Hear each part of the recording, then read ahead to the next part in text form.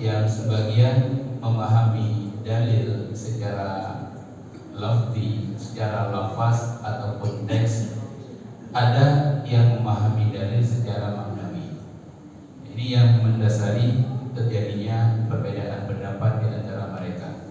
Tetapi ketika mereka kembali ke dasar hukum, yaitu mereka bertemu Rasulullah SAW di generasi sahabat, bertanya kepada Rasulullah SAW, maka mereka akan mengikuti apa yang disampaikan oleh Rasulullah SAW.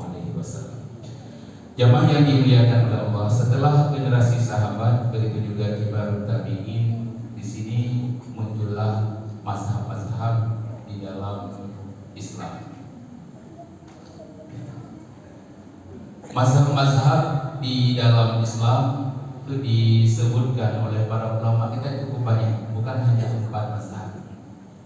Karena masa generasi tabi'in, ya, begitu juga penghujung mereka di generasi terbaik yang Rasulullah SAW sampaikan kepada kita, khairun nasi qarni tsumma alladziina yalunahum tsumma alladziina yalunahum, 3 generasi pertama.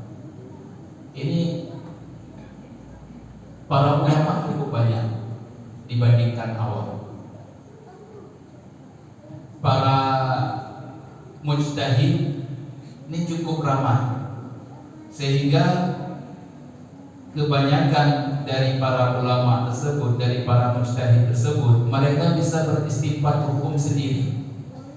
Maka ketika makin banyak yang beristinbat hukum dan kemudian muncul perbedaan-perbedaan di dalam istinbat hukum yang mereka lakukan, kemudian ada murid-murid yang mengikuti, dan itu dinamakan dengan